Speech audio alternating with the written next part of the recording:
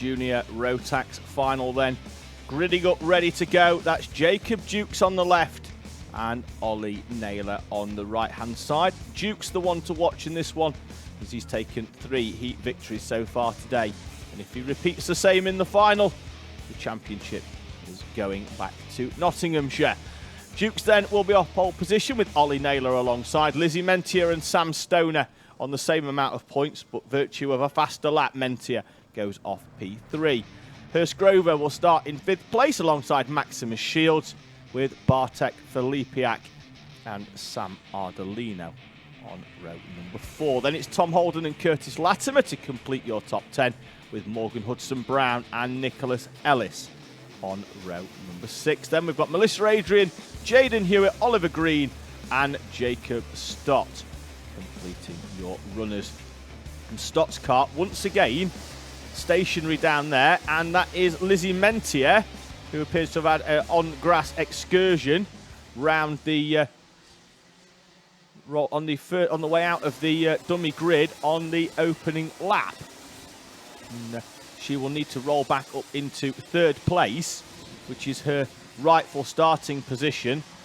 Let's see if she's going to appear. There she is, coming back into position. So there's going to be a gap left for her.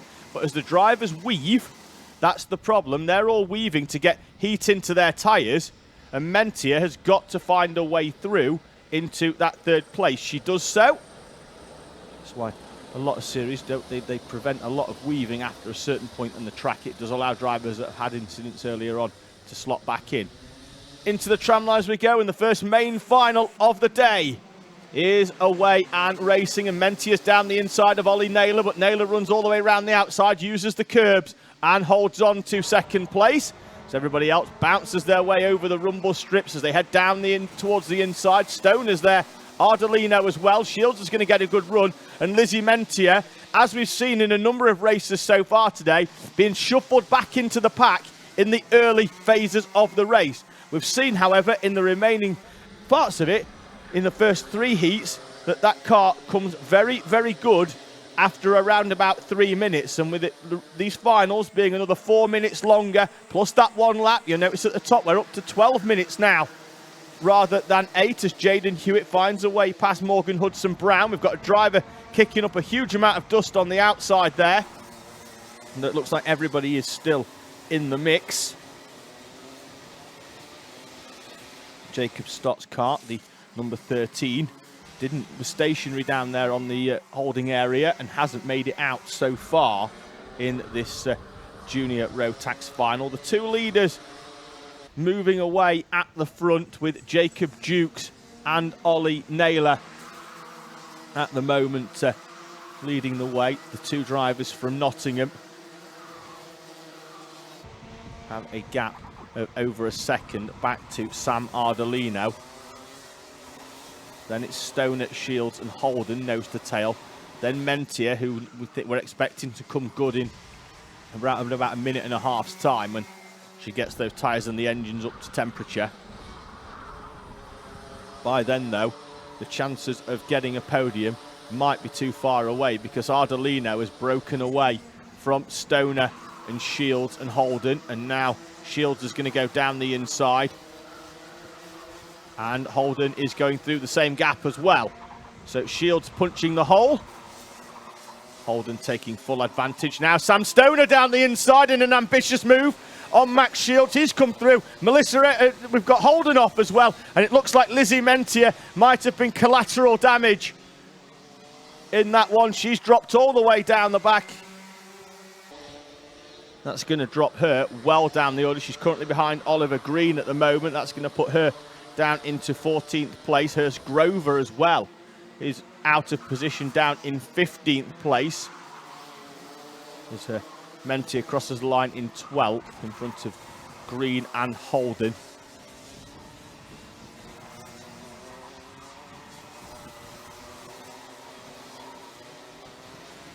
One-quarter race distance, 3 minutes in to this 12-minute plus 1 lap final. 4 minutes longer than the heats.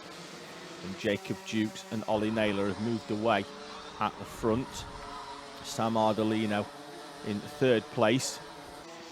Then they've got to get back to Max Shields, who now has a lot more space than he had on that previous lap, because on the previous lap he had Holden and Stoner all over the back of him until Stoner tried to get down the inside of Holden and then went into the side of Shields into this corner that we're looking at now, with Hewitt, Latimer and Hudson Brown all battling it out with each other into the double apex left. This is over 6th place. And Jaden Hewitt, who's had a tough day so far with a couple of off-track excursions, running very well in this final, in 8th place at the moment, on the back of Morgan Hudson Brown. At the front though, Ardolino has reeled in Ollie Naylor. As we see a move look like down the inside there, that would have been Latimer, Hudson Brown and the Hewitt incident. Hewitt battle for 6th place. Your race leader though, Jacob Dukes, now with a gap of 1.5 seconds from the battle for 2nd place, which on the previous lap saw Sam Ardolino all over the back of Ollie Naylor. In the background there now we see Melissa Adrian in the 10 car, and now Lizzie Mentier starting to make her way back onto the back of Sam Stoner after the incident on the few laps ago, and down the inside she goes into hairpin 3. Ardolino there has found a way past Ollie Naylor, so we'll get confirmation in a few moments. That's going to move him up into 2nd place, and he does there.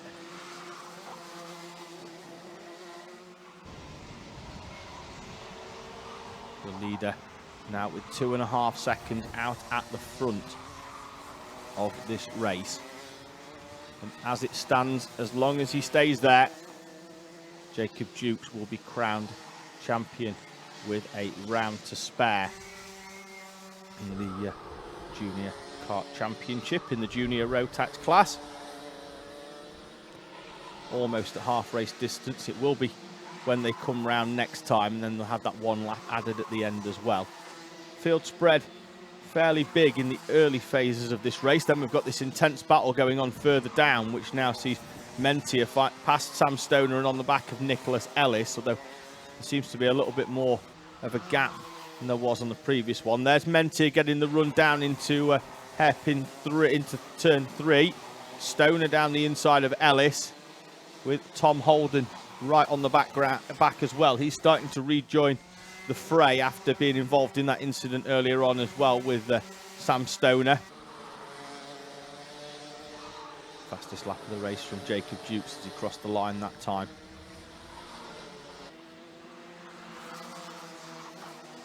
Mentier has managed to find the way through, as does Tom Holden. Tom Holden tries to get Nicholas Ellis as well as Sam Stoner into that first corner. Melissa Adrian right in the background there in the red cart. Ellis defends to the inside as Holden carries a little bit too much speed. Melissa Adrian's going to get the drive. Will she get to the inside of Sam Stoner? And she can't. Slots back into position.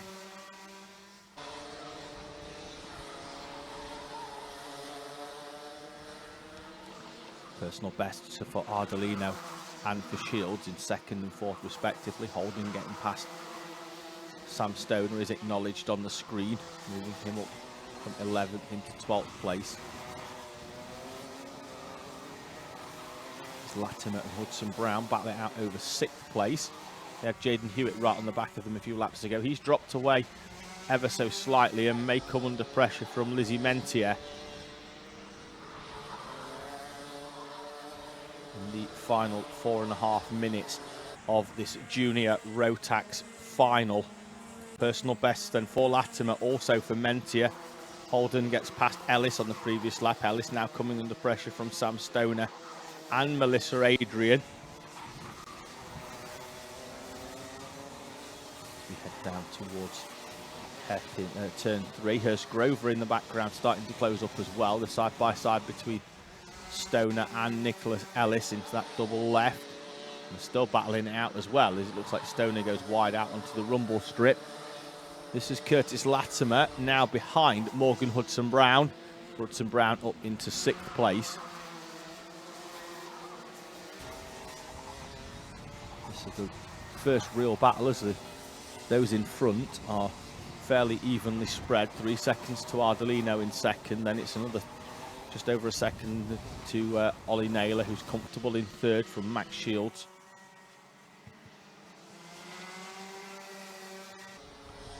So they make their way, 3.5 laps remaining.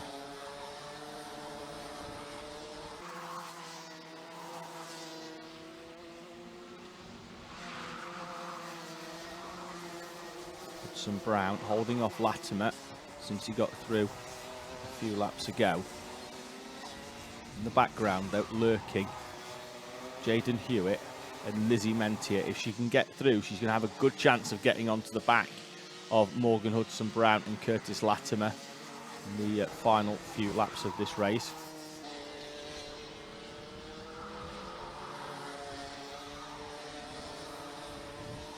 Two minutes and 55, so we're going to have, I think, at least 5 more laps. Latimer sets a personal best, as does Hewitt. Mentier, though, closing in still on Jaden Hewitt.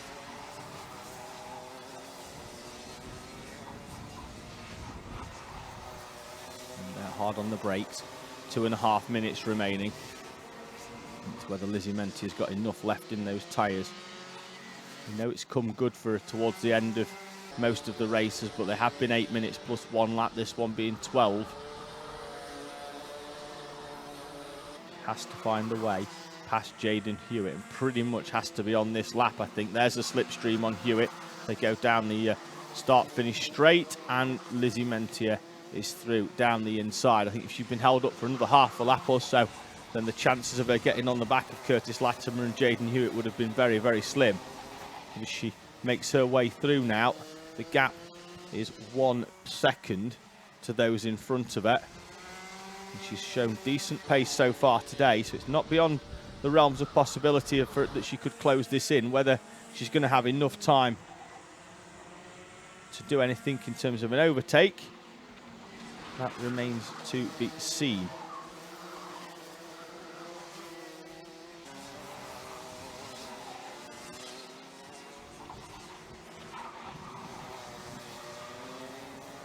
Minute and a half with Hudson Brown and Curtis Latimer still nose to tail, as they have been for most of this race, albeit not always in the same order. Bouncing their way through the chicanes with 1 minute and 10 remaining. Obviously Dukes is a lot further down the road in the 34 kart. We may even get some 4 more laps in for this one. Try and keep an eye out. Just having a quick look at Honda Cadet B and make sure nobody's had any penalties. Riley Blakemore got a 5-second penalty for gaining an unfair advantage in that one. But he wasn't inside the positions anyway.